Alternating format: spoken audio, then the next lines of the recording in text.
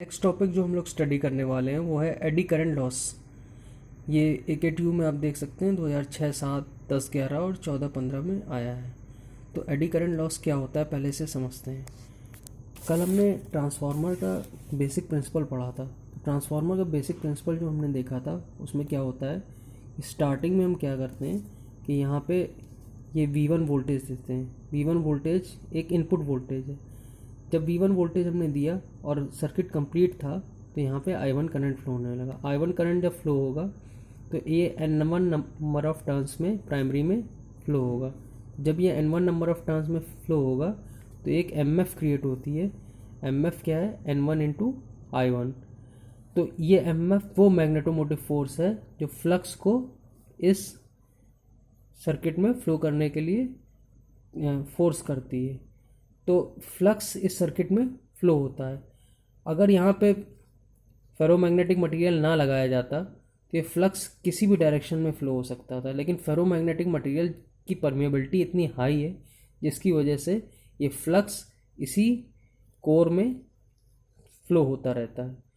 तो इस फ्लक्स की वजह से ही ये EMF E1 और E2 इंड्यूस होते हैं और इन्हीं की वजह से ये I2 करंट फ्लो होता है और I2 करंट की वजह से ये V2 टर्मिनल वोल्टेज जो है ये फाइनली हमें मिल जाता है। तो अब हम बात करते हैं एडी करंट की। एडी करंट कहाँ से आया? एडी करंट एक सर्कुलेटिंग करंट है एक्चुअली में। सर्कुलेटिंग करंट कैसे पैदा हुआ, अब इसके बारे में थोड़ा सा देखते हैं कि जब हमने AC करंट दिया तो AC करंट में आप देख सकते हैं कि AC करंट की वेवफॉर्म कुछ इस तरीके से होती है। वो कभी भी कांस्टेंट नहीं होती, वो हमेशा वेरिंग होती है। तो जैसा करंट आप देंगे उसी के हिसाब से MF क्रिएट होगी और उसी के हिसाब से फ्लक्स आपकी क्रिएट होगी। तो अगर आपने AC करंट दिया है तो आपकी जो फ्लक्स क्रिएट होगी वो भी AC फ्लक्स होगी, साइनोसॉइडल AC फ्लक्स। ठीक है। तो अगर फ्लक्स AC फ्लक्स है तो ये हमेशा चेंज हो रही है, कभी भी कांस्टेंट नहीं है। और अगर ये कांस्टेंट नहीं है तो इसका मतलब ये है कि E जो फॉर्मूला है E इक्वल टू -NdΦ/dt। तो rate of change of flux अगर आ रहा है तो dφ, अगर फ्लक्स चेंज हो रही है तो dφ की वैल्यू ज़ीरो नहीं हो सकती, और अगर इसकी वैल्यू ज़ीरो नहीं है इसका मतलब EMF इंड्यूस हो जाएगी। ठीक है। फैराडेज लॉ के अकॉर्डिंग इसका मतलब ये है कि EMF इंड्यूस, अगर फ्लक्स में चेंज हो रहा है सर्किट में, किसी मैग्नेटिक सर्किट में, तो EMF इंड्यूस उसमें हो जाएगी। तो इसका मतलब है कि फ्लक्स में साइनोसाइडल जब करंट दिया तो साइनोसाइडल फ्लक्स पैदा हुई, साइनोसाइडल फ्लक्स पैदा हुई तो उसकी वजह से एक EMF इंड्यूस होगा। ठीक है। अब ये DC करंट की बात करते हैं तो DC करंट क्या होता है? कांस्टेंट करंट होता है। तो जैसे हमने DC करंट दिया तो वैसे ही एक DC फ्लक्स भी क्रिएट होगी। ये फ्लक्स आप देख सकते हैं कि कांस्टेंट है, तो ये समय के साथ नहीं चेंज हो रही है।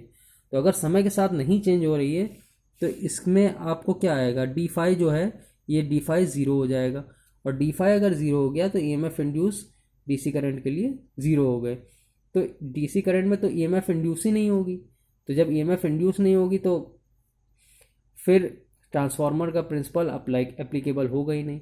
अब एडी करंट क्या होता है? एडी करंट जो आपने ये डायग्राम देखा था, इसमें जब EMF इंड्यूस हो रही है तो कोर एक फेरोमैग्नेटिक मटेरियल का बना हुआ है।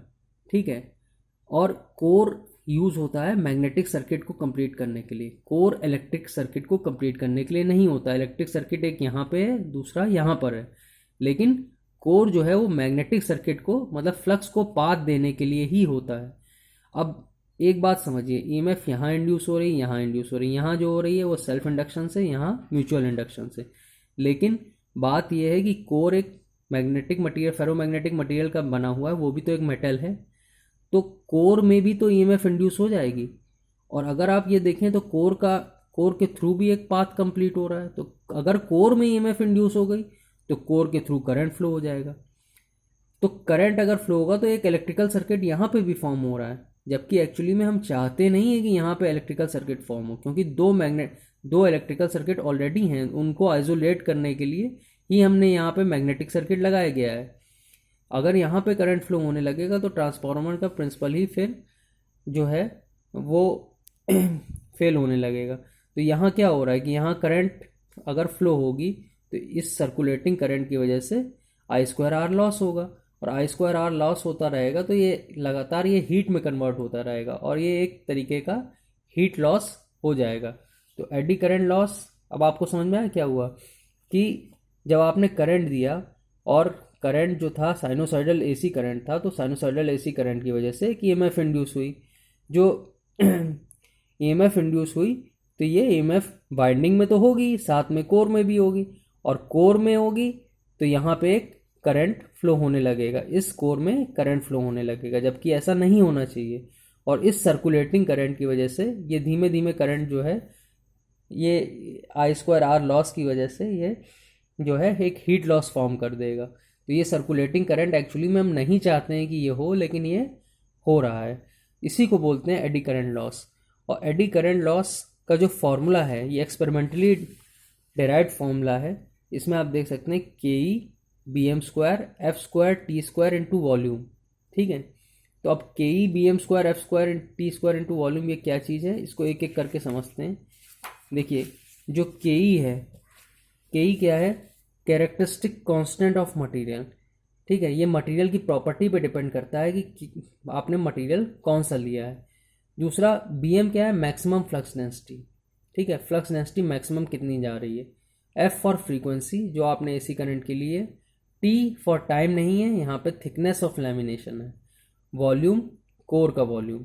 ठीक है, तो ये चीज़ें इसमें आ रही हैं। तो एडी करंट लॉस किस किस चीज़ पे डिपेंड करता है, नेचर ऑफ मटेरियल पे। ये आप अगर इसका फॉर्मूला देखें तो आपको खुद ही समझ में आ जाएगा कि जो रिप्रेजेंट कर रहा है वो एक्चुअली में nature of material he represent कर रहा है। मैक्सिमम फ्लक्स डेंसिटी पे ये जो है बी एम, ये मैक्सिमम फ्लक्स डेंसिटी है।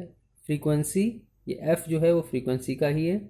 T for thickness of lamination और volume of magnetic material of core. तो इन 5 चीज़ों पर डिपेंड कर रहा है। ये फॉर्मूला आपको याद रखना पड़ेगा कि E B M square F square T square into volume. ठीक है, और अब बात आती है कि एडी करंट लॉस रोकने के लिए किया क्या जाए। तो एडी करंट लॉस रोकने के लिए हम लोग क्या करते हैं कि ये जो आप कोर देख रहे हैं, ये कोर क्या होता है कि पतली पतली शीट्स, ये एक आपको लग रहा होगा एक चौकोर मेटल का सॉलिड ब्लॉक बना हुआ है, जबकि ये सॉलिड ब्लॉक नहीं होता, ये पतली पतली शीट्स होती हैं। इसका मतलब ये है कि यहाँ पे ये पतली पतली शीट्स होंगी, यहाँ पे कई सारी पतली पतली शीट्स होती हैं, और उनको जोड़ के इपॉक्सी ग्लू से जोड़ के फिर ये कोर बनाया जाता है। ऐसा क्यों किया जाता है, और हर पतली शीट के बीच में एक लैमिनेशन लगाया जाता है। ठीक है, लैमिनेशन के बारे में आपको पता होगा, जैसे मोबाइल लैमिनेट कराते थे पहले, तो उसमें एक प्लास्टिक कवरिंग दे देते हैं। तो लैमिनेशन क्या होता है, यहाँ पे इनेमल को लैमिनेशन यूज़ कर सकते हैं, माइका को यूज़ कर सकते हैं, पेपर को यूज़ कर सकते हैं।